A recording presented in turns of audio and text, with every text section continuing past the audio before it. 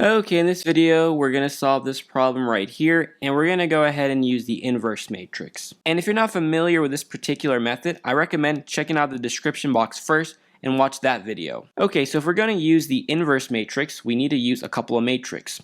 So we'll have matrix A, and this is going to equal 2, 5, 1, 3, the coefficients. So 2, 5, 1, 3. And then our matrix X is going to be like X and Y, the variables. And matrix B is going to be like the answer. So -4 and -3.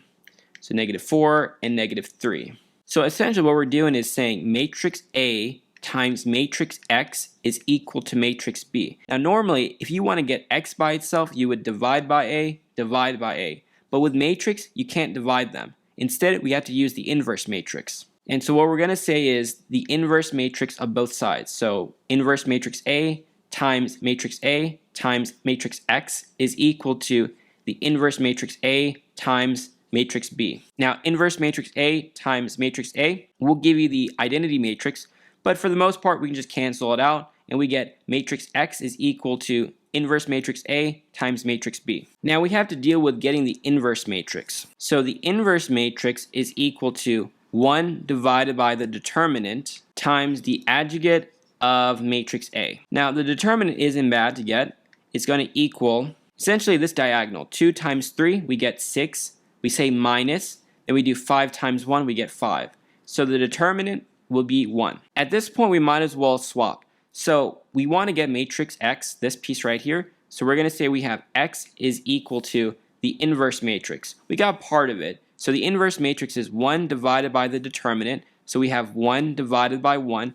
Now we have to multiply by the adjugate of matrix A. So let's do that too. So essentially we're going to swap this diagonal. This is 2, 3. Now it's going to be 3, 2. So 3, 2. Likewise, this diagonal, we're going to flip the sign. This is 1. Now it's going to be -1. This is 5. Now make it -5. And so this part right here is equal to this part right here. So it's equal to the inverse matrix. Now we need to multiply by matrix B. So times matrix B, which we have -4, -3. So let's continue. So X is equal to, so 1 divided by 1 is just 1. So essentially we're multiplying this matrix by this matrix. So we have 3 times -4, that's going to give us -12. Then we take -5 times -3, that's going to give us +15. Then we do -1 times -4, that's going to be +4.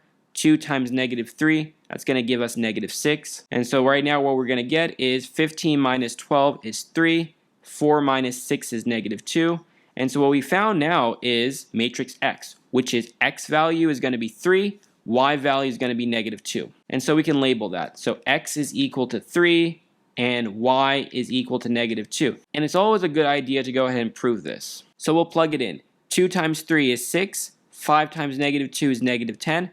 6 minus 10 is -4. Likewise, X is 3. 3 times -2 is -6. 3 minus 6 is -3, so it's correct. Now this method, let's be honest, if you used the elimination method or substitution, it would have been much faster. But the nice thing about this method is if you can use a calculator and your calculator has the matrix function, you can solve a lot of complicated problems very quickly using a calculator. But here we solved it by hand. And that's pretty much it. But if you want more practice, check out the description box for more videos.